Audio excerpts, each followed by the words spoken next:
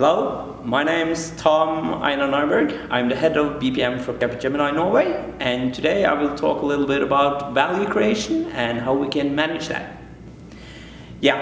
So first off, what is value creation? It sounds like a mystical topic, but it's really quite simple.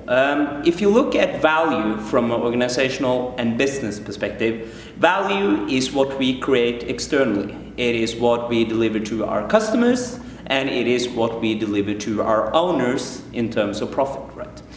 So if you look at that as a fundamental, how do we create and deliver value? Well, if you look at any business, the typical way someone would present it to you is by looking at the org chart. Now the problem is, not one unit in that org chart by itself can create and deliver value to our customers. Value flows cross-functionally between all the units as the activities go from one end to the other, and the end it ends up with our customers. And that's when the value is perceived. Of course, the profit goes to our owners. So you can look at 4 dimensions in terms of how we create and manage that value. You can look at the customer experience, how do they perceive it. You can look at the resources in terms of the cost and the time and we spend internally in order to produce it. You can look at the compliance and control perspective in terms of every time we do these activities, do we do it in the same manner, do we do it consistently and in accordance with regulations, and also you can do it, look at it from a change perspective in order when the customer's needs and requirements change, are we able to change how we deliver that value to them. So the problem with a lot of organizational thinking today is that we're extremely good at managing our resources. And resources, of course, are important. They have a lot to do with budget, with allocation, and in terms how we manage across the organizational charts.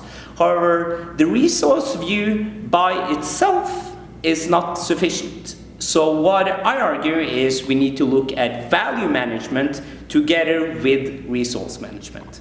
And to draw comparisons, I'm a big fan of Formula 1 racing or F1 racing. So I'd like to compare the value management with the business of racing. So F1 racing is the same with any business, very competitive. You have a lot of teams, they're always jagging for first position, and a lot of businesses or teams go bankrupt from time to time because they can't manage to compete. That is, they can't manage to win races. So how do you win races? Well, obviously an extremely important part is the driver. So let's look at the driver as the resource view. Now, the driver comes on the track for race day and he delivers to the maximum of his abilities and he drives the car that he has to the absolute max of what he can do.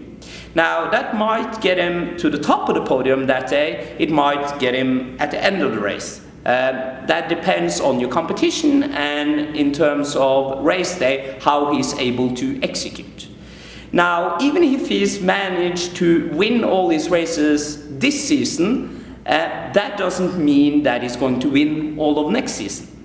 Now, in F1 racing, they're lucky. They have something called off-season. That means that all the teams develop the cars to the best of their abilities to make sure that they're in better shape for next season. Now, the problem with that in the business world is the business doesn't have an off-season. We can't tell our customers that hold on for the next 6 months while we improve our processes and then you can come back and it will be a better experience. Because what happens is they're just going to jump to our competitors. So what we basically need to do is develop and improve our cars, that is our processes, continuously and in parallel with the resource view. So in one way you have resource execution, and this is about daily excellence, and at the other view you have process development and improvement that is going to improve how we develop value, not only today, but for the future, making sure that we are on the podium and at the top, not only this season, but also next season, and in business also next year and in the future.